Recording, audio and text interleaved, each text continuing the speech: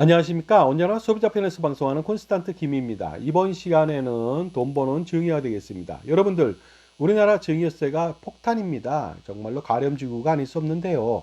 우리나라 증여세율 최고가 84%인 거 여러분 아십니까?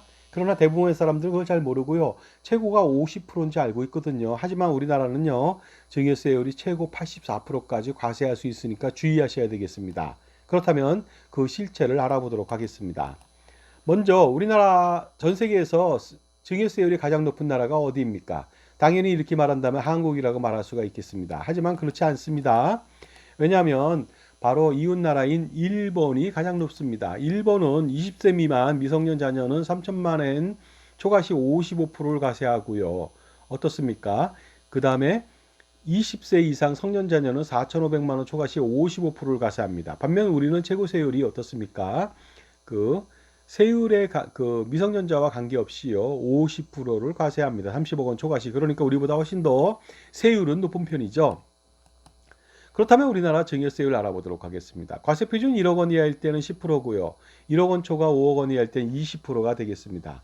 5억 원 초과 10억 원 이하일 때는 30%고요. 그 다음에 10억 원 초과 30억 원 이하일 때는 40%, 그리고 30억 원 초과할 때는 50%라고 하는 무지막지한 세금 폭탄을 매깁니다.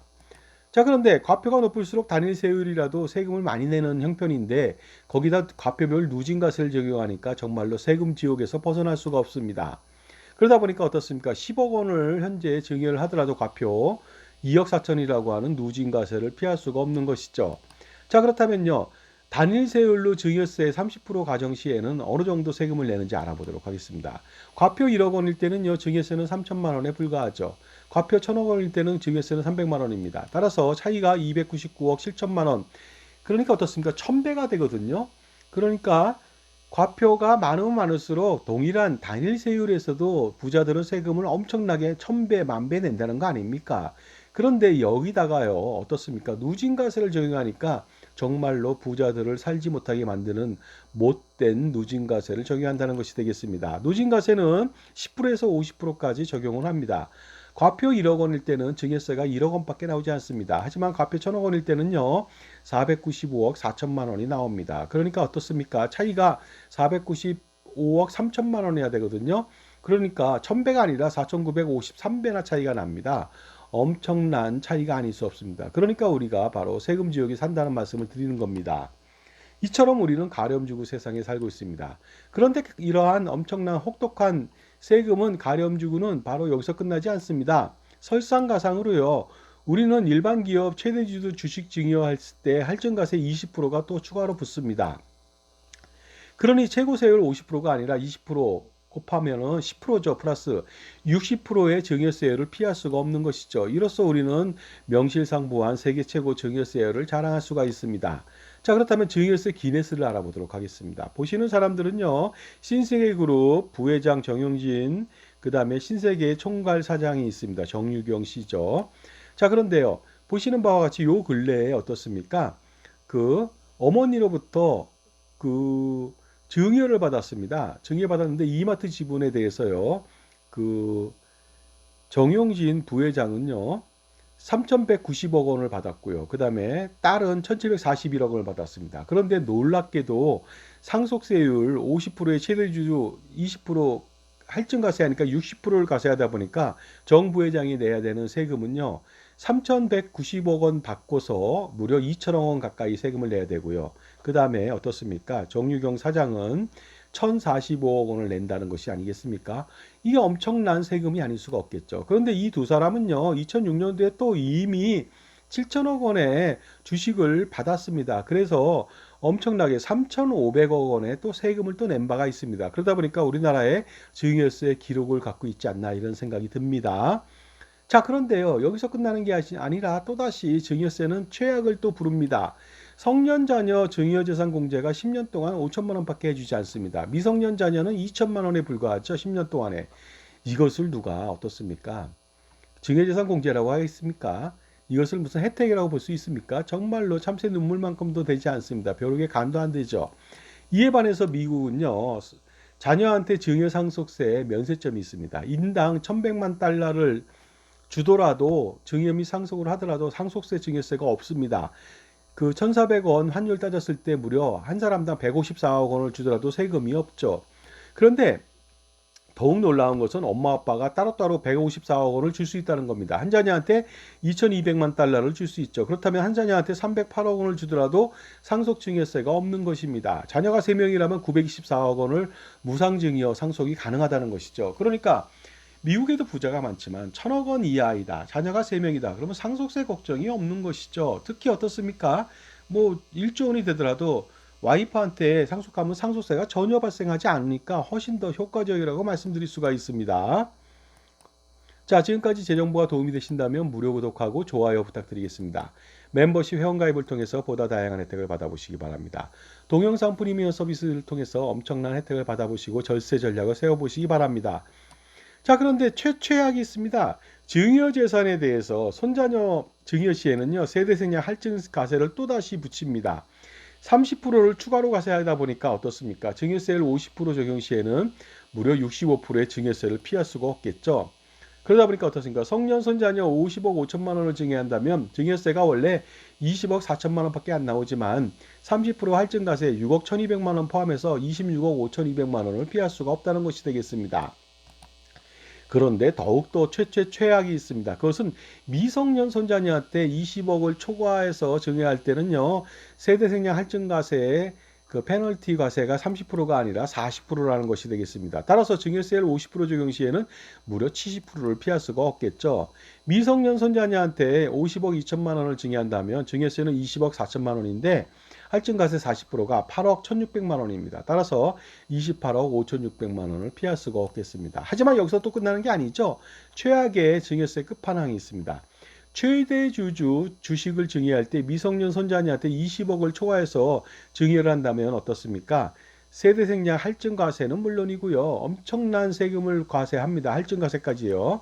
자, 40%를 추가 과세하고요. 증여세율은 어떻습니까? 최대 주주 또 할증과세 20% 포함해서 60% 적용 시에 40%를 추가로 더 과세하니까 84%를 피할 수가 없습니다. 따라서 미성년 손자녀 50억 2천만 원을 증여했다. 주식으로.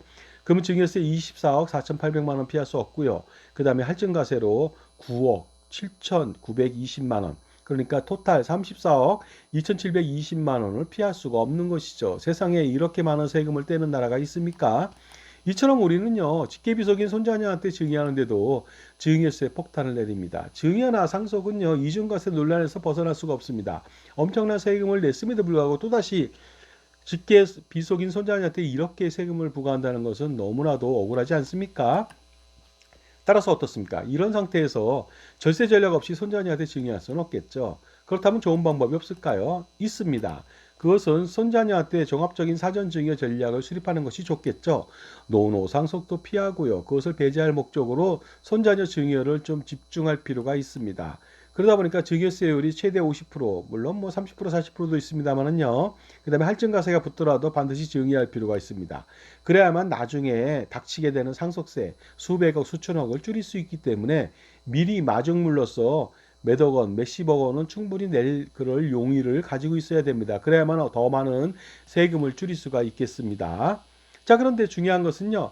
확실하게 상속세를 줄이기 위해서는 증여를 해야 되는데 그렇다 보면요. 증여하면 평생 재산권을 잃을 수가 있습니다. 그러다 보니까 재산권을 잃지 않고 상속세를 줄이면서 호가호위할 수 있는 방법을 제가 안내해 드리겠습니다. 바로 콘스탄트 김의 현명한 증여 3종 세트를 실행하면 되겠습니다. 첫 번째는 콘스탄트 김의 파셜 기프트, 두 번째는 콘스탄트 김의 수렴 청정 증여, 세 번째는 콘스탄트 김의 넥스트 제너레이션 플랜, NGP 플랜이 되겠습니다. 자, 그리고요. 여기서 가장 중요한 NGP 플랜, 법인을 설립해서 운영하다 보니까 이제는요. 투자와 절세도 법인을 통해서 하셔야 되겠습니다. 그래야만 종합소득세, 건보료, 상속세, 기타 모든 세금을 줄일 수가 있습니다. 물론 투자 성과에 대한 세금도 법인세로 엄청나게 줄일 수가 있습니다. 그것이 바로 콘스탄트 김의 NGP 플랜을 실행한다면 그 집약된 그 요체로 하나로 충분히 해결이 가능합니다. 100년 동안에 어떻게 세금을 피하겠습니까? 제가 피하는 방법을 안내해 드리겠습니다. 바로 세금 우산을 펼쳐서 제공할 수가 있습니다. 그것이 바로 콘스탄트 김의 NGP 플랜이 되겠습니다. 자, 가족투자법인을 설립하죠. 손자녀법인, 자녀법인을 설립해서 할아버지, 아버지가 대표이사로 재직하면서 가수금을 넣고서 자산을 운영하게 된다면 어떻습니까? 평생 재산권을 행사하면서 상속세는 거의 없게 된다는 것이 되겠습니다. 그러다 보니까 어떻습니까? 투자도 잘하고 절세도 잘할 수 있는 100년간, 200년간의 절세 전략, 투자 전략을 세울 필요가 있습니다. 정말로 유일한 그 해결책이 아닐 수가 없습니다. 콘스탄트 김의 NGP 플랜은요, 할아버지, 아버지, 손자녀 3대에 걸쳐서 4대에 걸쳐서 5대에 걸쳐서도 충분히 가능하겠죠. 이처럼 1년 동안의 절세 전략이 아니고요. 100년, 200년 동안의 절세 전략 세워보실 필요가 있겠죠. 그러니 할아버지, 할머니, 아버지, 어머니는요, 지금 현명한 선택을 할 필요가 있습니다. 사람들은요, 기억력이 감퇴되는 것을, 잘못된 기억력, 기억하지 못하는 것에 대해서 걱정을 많이 한다고 합니다. 하지만 판단력이 떨어지는 것에 대해서는 걱정을 안 합니다. 기억력보다 더 나쁜 것이요, 판단력 떨어지는 것이 되겠습니다. 평생 판단력이 잘못된다면 절대로 부자로 살 수 없고 대를 위해서 부자로 만들 수가 없습니다. 그러니 여러분들, 기억력 감퇴는 중요하지 않습니다. 오히려 판단력 감퇴가 가장 나쁜 거 아닙니까? 그러니까 판단력을 확실하게 키워주실 필요가 있겠죠. 확실한 판단해 보시기 바랍니다. 현명한 판단해 보시기 바랍니다. 부자라면 고민 엄청나게 많습니다. 한 방에 해결해 보시기 바랍니다.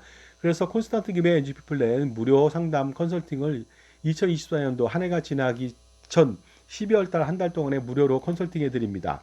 반드시 컨설팅 무료로 받으셔야 그 100년간의 절세 전략을 세워보시기 바랍니다. 010-5473-9327 콘스탄트 김한테 전화 주신다면 수백억, 수천억 그 이상을 절세할 수 있는 기회가 됩니다. 자, 지금까지요. 가렴주고 세상에 살고 있는 우리나라는요, 엄청난 세금입니다. 증여세 상속세율이 최고 84%다 보니까 어떻습니까? 이거 줄이고자 하는 노력이 필요하겠죠. 그러면 지금 투자해서 1,000만 원, 1억 원 버는 거 어렵습니다. 어려울 수 있죠. 하지만 저와 함께 절세 전략을 세운다면요, 10억, 100억, 1,000억은 아무것도 아닐 수가 있습니다. 그러니 적격 컨설팅을 반드시 받아보시기 바랍니다. 감사합니다.